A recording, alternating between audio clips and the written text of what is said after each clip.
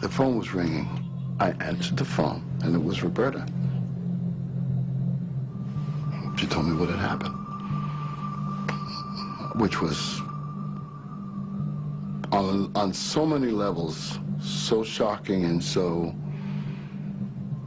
upsetting. Talk about the landscape of your whole life changing. Donny Hathaway was found dead early that morning outside the Essex House Hotel, having jumped from his window. He was 34 years old.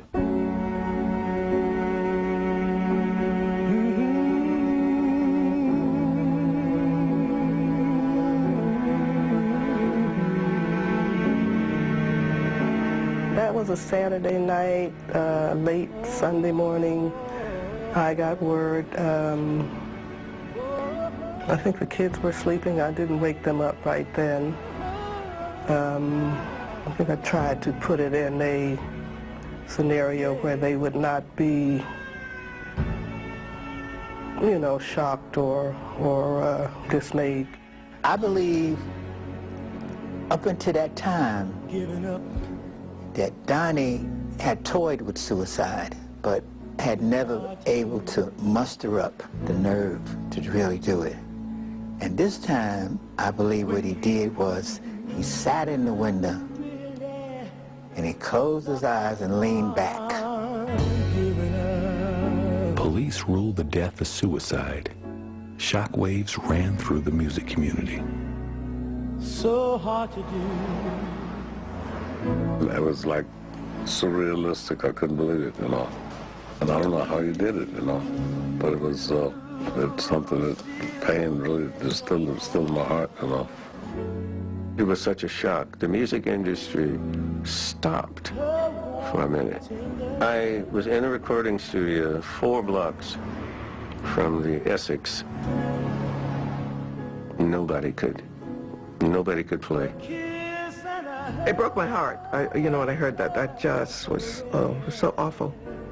So awful. And then, you know, you had people speculating that he did this, he did that, I don't think anyone knows for sure how it happened. When they first told me, I didn't think he committed suicide. I just didn't think it was a suicide thing. Maybe it was an accident. Maybe he fell out of the window. He would open up the window and stick his head out and vocalize. I would just like to think that he just fell.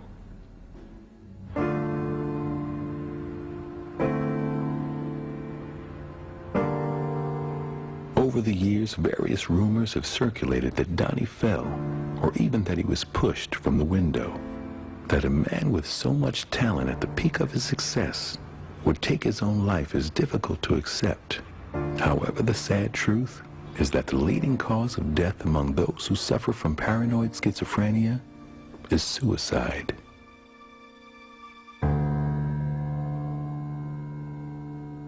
There was some who'd focus so much on how he died, it didn't matter as much as what he had done in his life, how long his music would live beyond his life.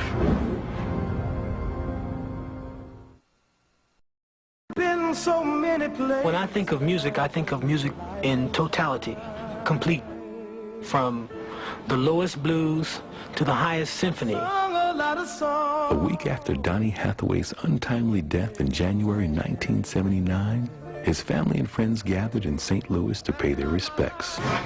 At the service were several recognizable figures. Because we had a relationship, his family immediately called me, and I rushed to their side.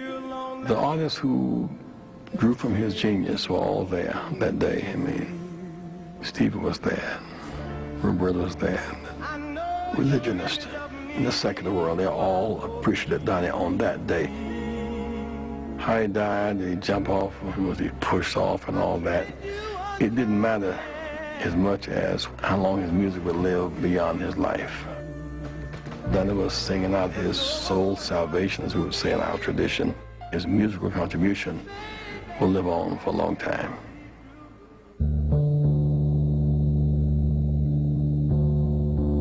decades after his death, musical tastes are dramatically different. But Donny's music and his distinctive vocal style have cut across time to influence a new generation of artists.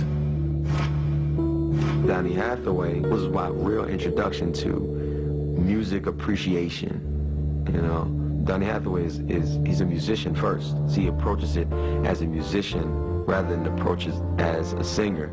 Singing the music is just a means, you know, because it's almost as if he's using himself as an instrument.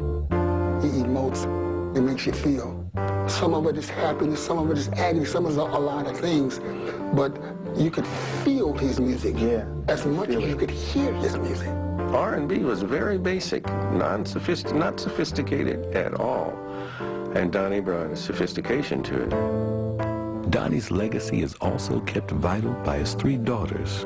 Kenya and Layla have both pursued successful careers as singers.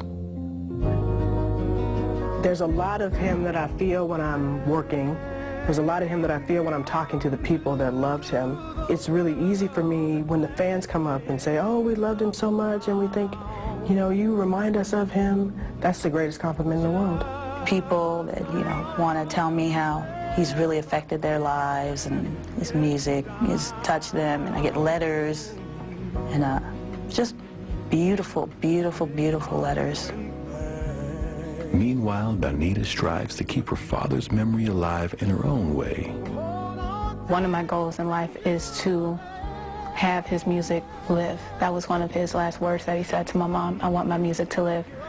And I feel that that's something that I want to take on at this point.